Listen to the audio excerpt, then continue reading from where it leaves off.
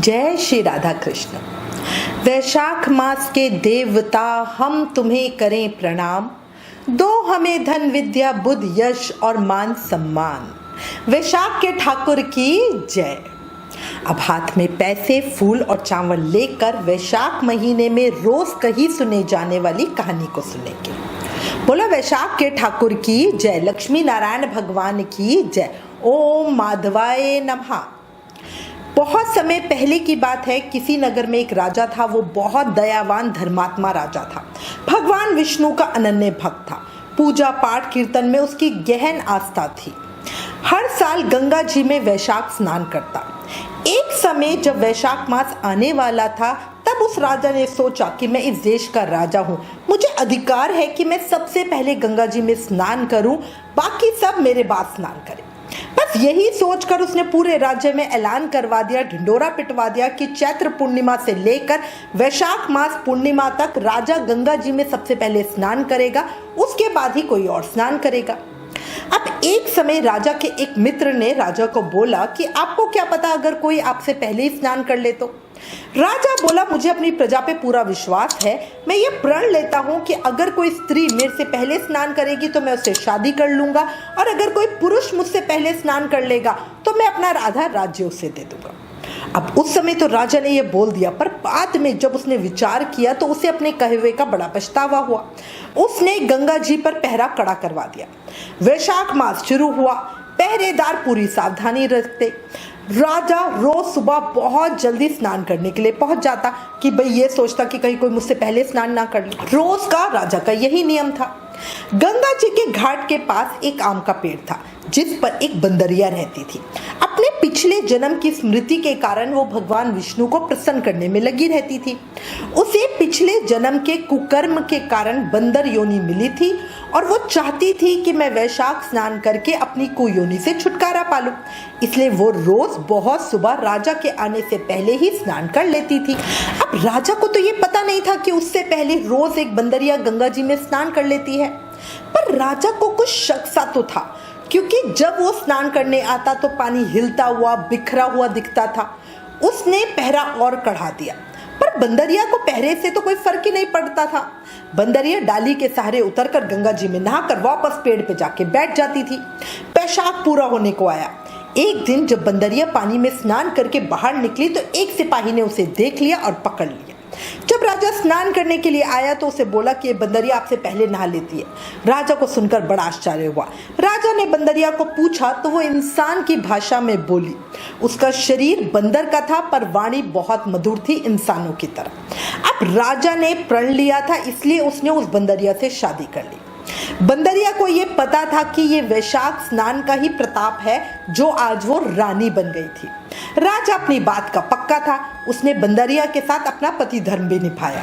राजा की बहुत सी और रानियां भी थी जो बंदरिया का बहुत मजाक बनाती थी। उसे लगता था कि बंदरिया कभी रानी बन सकती है। दैव योग से बंदरिया का गर्भ ठहर गया। धीरे धीरे 9 महीने का समय बीता और बच्चा होने का समय आया। एक समय बंदरिया ने राजा से पूछा कि जब मेरे बच्चा होगा तो मैं उसे आपको कैसे बुलाऊंगी। तो राजा ने उसके कमरे में घंटी लगवा दी और कहा जब भी तेरे दर्द हो तू घंटी हिला देना, मैं खुद आके सारा इंतजाम कर दूंगा। अब बंदरिया बहुत खुश हो गई। वो थी तो भोली मासूमी। कुछ दिनों के बाद राजा की जो और रानी थी वो बंदरिया से मिलने उनके कमरे में आई। तो उन्होंने देखा अरे यहाँ पे तो घंटी बंधी हुई है। तो उसने पूछा कि भाई ये घंटी किसने बांधी। बंदरिया बोली राजा जी ने बांधी है और कहा है कि जब भी तेरे दर्द हो बजा देना। सभी रानियां हंसने लगी और बोली राजा जी पे इतना काम होता है, घंटी की आवाज कैसे सुनेंगे। रानियों ने बंदरिया को थोड़ा भड़काया और कहा जरा बजा के देख राजा आते हैं कि नहीं। बंदरिया तो भोली सी थी, उसने घंटी तुरंत बजा दी। राजा भी तभी की तभी आ गए। राजा ने पूछा क्या दर्द हो रहा है। तो बंदरिया ने कहा नहीं दर्द नहीं हो रहा, मैं तो देख रही थी कि आप आते हो कि नहीं आते। राजा को बहुत गुस्सा आया। वो उस समय एक बहुत जरूरी काम छोड़कर आया था। जो राजा की और रानियां थी उन्होंने राजा को बोला कि ये तो बंदरिया है, इसको तो कुछ पता ही नहीं है राजकाज होता क्या है, आप कितना बिजी रहते हो, आप इस घंटी को उतरवा दो, जब भी इसे दर्द होगा तो हम संभाल लेंगे। अब राजा ने घंटी उतरवा दी। एक दिन बंदरिया को दर्द हुआ। वो और रानियों को बोली कि मुझे दर्द हो रहा है, बताओ बच्चा कैसे होगा। तब रानियां बोली तू आंखों में पट्टी बांध ले और ओखली में सर डालकर लेट जा, इससे दर्द नहीं होगा। अब बंदरिया ने ऐसा ही किया। दासी ने प्रसव करवा दिया। वैशाख स्नान के पुण्य से बंदरिया के एक बहुत सुंदर पुत्र पैदा हुआ। वो पुत्र पूरी तरह इंसान ही था। देखते ही देखते सभी रानियां चिढ़ गई, क्योंकि किसी भी और रानी के कोई भी और बच्चा नहीं था। रानियों को इतने सुंदर बालक होने की बिल्कुल उम्मीद नहीं थी। उन्हें लगता था बंदरिया के बच्चा बंदर ही होगा, इंसान का नहीं। पर अब तो बंदरिया को बहुत सुंदर एक पुत्र हुआ था। रानियों को लगा कि अब तो ये बंदरिया का पुत्र ही राजकुमार बनेगा और एक बंदरिया राजमाता बन जाएगी। बाकी हम सब रानियों को तो कोई पूछेगा भी नहीं। अब यही बात सोचकर एक रानी ने जल्दी से उस बच्चे को अपनी चुनरी से ढक लिया और बच्चे का मुंह हाथ से बंद कर दिया और वो उसे फटाफट उठा के बाहर ले आई। ले जाकर दासी को दिया और कहा कि इस बच्चे को नदी में बहा दे। और रानियों ने बंदरिया के पास जाके एक पत्थर पर खून लगा के रख दिया। राजा आया और पूछा कि क्या हुआ। तब रानियों ने कहा कि बंदरिया के पेट से तो पत्थर निकला है। राजा ने भी मन में संतोष कर लिया और सोचा कि जब और रानियों को ही बच्चा नहीं हुआ तो एक बंदरिया को कैसे होगा। उधर जब दासी बच्चे को फेंकने नदी पे गई तो उससे बच्चा फेंका नहीं गया। नदी किनारे कुम्हार बर्तन बना रहा था। दासी ने बच्चा बर्तन में रख दिया और महल लौट आई। उधर जब कुम्हार ने बर्तन में बच्चे को देखा तो बहुत हैरान रह गया। उस कुम्हार के भी कोई बच्चा नहीं था। उसने कुम्हारिन को बुलाया और बोला कि देखिए बच्चा, शायद इसे भगवान ने हमारे लिए भेजा है, चल इसे घर ले चलते हैं। कुम्हारिन भी बच्चा देख के बहुत खुश हो गई। अब कुम्हार कुम्हारिन बड़े प्रेम से लड़के का लालन पालन करने लगे। जब उन्हें लड़का मिला तब वो बहुत कीमती कपड़े में लिपटा हुआ था। इससे कुम्हार कुम्हारिन को पता था कि ये बच्चा किसी ऊंचे घराने का ही है। धीरे धीरे बच्चा बड़ा होने लगा। एक दिन बच्चा जब कुएं के पास खेल रहा था तब वही दासी जो उसे कुम्हार के पास छोड़ के गई थी वो पानी भरने अपनी सहेलियों के साथ आई और बातों ही बातों में अपनी सहेली को बंदरिया के लड़का होने की सारी बात बता दी। ये भी बता दिया कि कैसे उसने दया करके बच्चे को नदी में नहीं डाला और एक कुम्हार के बर्तन में डाल दिया। घर आकर लड़के ने सारी बात कुम्हार कुम्हारिन को बताई। बात सुनते ही वो बोले कि इसका मतलब तुम राजा के पुत्र हो और बंदरिया तुम्हारी माँ है। कुम्हार बोला, अगर ये बात राजा को जाकर बताएंगे तो और रानियां हमें झूठा साबित कर देंगी। लड़के को भगवान विष्णु पे बड़ा विश्वास था। वो अपनी माँ की तरह वैशाख स्नान भी करता था, पूजा पाठ भी करता था, इसलिए उसे विश्वास था कि एक दिन सब सही हो जाएगा। उसने कुम्हार से मिट्टी के हाथी घोड़े बनवाए और कुएं के पास बैठ गया। जब महल की दासियां पानी भरने आई तो लड़का बोला, मेरे हाथी घोड़ों को भी पानी पिलाओ। दासियां बोली, तुम मूर्ख हो कहीं, पत्थर के हाथी घोड़े भी पानी पीते हैं क्या? लड़का बोला, मूर्ख मैं नहीं, राजा है जो मान गया पत्थर पैदा हुआ है। दासियां बहुत आश्चर्य में पड़ गई। उन्होंने ये बात जाके राजा जी को बताई। राजा को भी घोर आश्चर्य हुआ और वो फिर से सोचने लगा। उसने रानियों को पूछा। सभी रानियां बोली उन्होंने खुद पत्थर को निकलते देखा था। बंदरिया बोली, मेरी आंखें बंद थी, मैंने कुछ भी नहीं देखा। राजा को रानियों पे विश्वास था। रानियों ने राजा को भड़काया और बोला, वो लड़का उल्टी सीधी बातें राज्य में फैला रहा है, इसलिए राजा ने कुम्हार के लड़के को देश निकाला दे दिया। अब लड़का राज्य के बाहर जंगल में चला गया। थोड़े समय के बाद लड़के ने राजा को सबक सिखाने की ठानी। उसने योजना बनाई। वो जंगल में एक मटके में साफ ठंडा पानी लेकर बैठ गया। राजा के भाई और मंत्रियों की लड़कियां जंगल में लकड़ी लेने आई। सभी 7 लड़कियां थी। उन्होंने भरी गर्मी में लकड़ी काटी, इकट्ठी की गठरी बनाई। सभी को बड़ी प्यास लग रही थी। उन्होंने देखा पीपल के पेड़ पर एक लड़का बैठा हुआ है, नीचे आग जल रही है और एक ठंडे पानी का मटका भी रखा है। वो सभी लड़कियां उस लड़के के पास गई और बोली, हमें बहुत प्यास लगी है, हमें पानी पिला दो। लड़का बोला, मैं ऐसे किसी को पानी नहीं पिलाता, पानी पीना है तो मेरा काम करो। लड़कियां बोली, क्या काम? लड़का बोले, जैसे जैसे मैं करूं वैसे वैसे तुम करो। लड़कियों को वो लड़का बड़ा अजीब सा लगा, पर क्या करती, उन्हें बहुत प्यास लग रही थी। वो लड़कियां बोली, बोलो क्या काम करना है?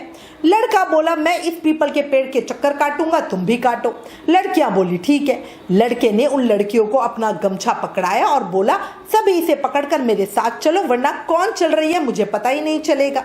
लड़कियां बोली, ठीक है। अब लड़का आगे आगे, लड़कियां पीछे पीछे। लड़के ने पीपल के और अग्नि के 7 फेरे दिए और रुक गया। लड़कियों को पानी पिला दिया। सबने पानी पिया और घर चली गई। उधर राजमहल में राजपुरोहित आए हुए थे। संयोग से जब उन्होंने उन लड़कियों की कुंडलियां देखी तो इन 7 का विवाह तो हो गया है, और वो भी एक ही लड़के से। अब सभी लड़कियों के माता पिता बड़े चिंतित हो गए। लड़कियों को पूछा, किससे विवाह किया है? पर लड़कियों को तो कुछ समझ ही नहीं आ रहा था। तब एक लड़की बोली, जंगल में हमें एक लड़का तो मिला था, कह रहा था जैसे जैसे मैं करूं वैसे वैसे तुम करो, तब तुम्हें पानी दूंगा। उसने पीपल के पेड़ के चक्कर लगाए, हमने भी लगाए। अब ये सुनकर बाकी लड़कियां भी बोली, हाँ वो था तो बड़ा अजीब ही लड़का।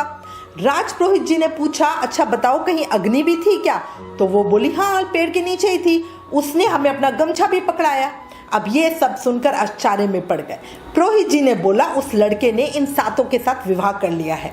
अब लड़कियों के माता पिता क्या करते? वो जंगल में लड़के से मिलने के लिए गए।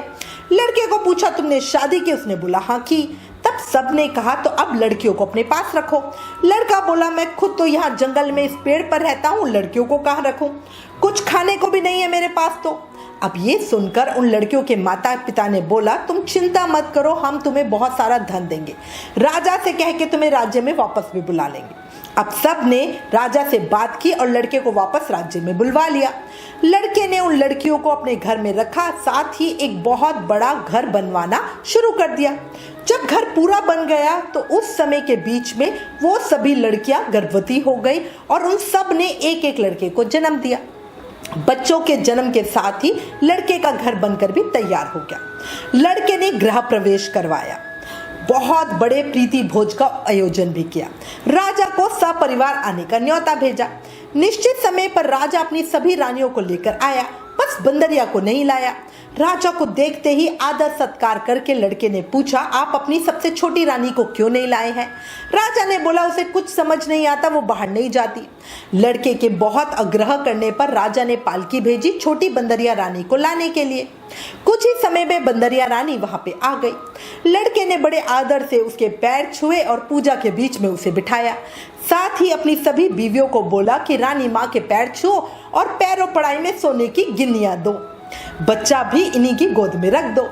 लड़के की सभी बहुओं ने ऐसा ही किया। बंदरिया सबको आशीर्वाद देती रही। राजा की बाकी रानियां समझ गई कि कुछ तो गड़बड़ है। वो राजा को बोली कि ये हमें बुलाकर हमारा अपमान कर रहा है, हम सब यहाँ खड़े हुए हैं और ये सिर्फ छोटी रानी को इतना सम्मान दे रहा है, इसलिए हम यहाँ से जा रही हैं। राजा को भी गुस्सा आया, वो खड़े खड़े सभी हैरानी से देख रहा था, वो लड़का बंदरिया रानी को इतना मान सम्मान क्यों दे रहा है। जब सभी रानियां और राजा जाने लगे तब लड़का बोला, ये बंदरिया रानी मेरी जन्म की माँ है। राजा ने पूछा, कैसे? तब लड़के ने सारी बात बता दी कि कैसे वो बंदरिया से पैदा हुआ और बाकी रानियों ने उसे मारने के लिए दासी को नदी में डालने के लिए दिया था, पर दासी दया करके बच्चे को बर्तन में डाल गई। कैसे कुम्हार ने उसे पाला। लड़का बोला, महाराज जो दासी मुझे यहाँ डाल गई थी आप उससे पूछ लो। दासी ने राजा के डर से सब सच सच बता दिया। सारी बात जानकर राजा को बहुत गुस्सा आया और उसने अपनी सभी बाकी रानियों को त्याग दिया। वो अपनी सबसे छोटी बंदरिया रानी, लड़के, उनकी बहू और बच्चों को अपने साथ राजमहल में ले गया। उसने कुम्हार को भी अपने साथ राजमहल में रहने को कहा, पर कुम्हार ने मना कर दिया। तो राजा ने कुम्हार को बहुत सारा धन देके आदर सम्मान के साथ विदा किया।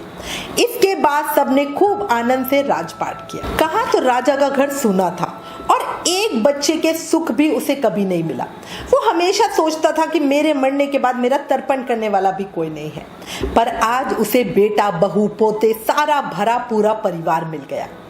ये देखकर सारी दुनिया कहने लगी कि वैशाख स्नान का इतना फल है और सबको वैशाख स्नान करना ही चाहिए, दान पुण्य करना चाहिए। बंदरिया ने वैशाख स्नान के प्रभाव से ही अपनी पशु योनि से भी मुक्ति पाई, रानी बनी, बेटा, बहू, पोते सब पाए। हे मधुसूदन भगवान, जैसे बंदरिया को सुख संपत्ति दी वैसे ही हम सबको देना। जो कोई इस कहानी को कहे सुने हुकारा बने, भगवान मधुसूदन की कृपा उसकी सभी मनोकामनाएं पूरी होए, उसके घर में धन संपत्ति वैभव बना रहे। बोला वैशाख मास की जय, भगवान मधुसूदन की जय। जय श्री राधे कृष्णा।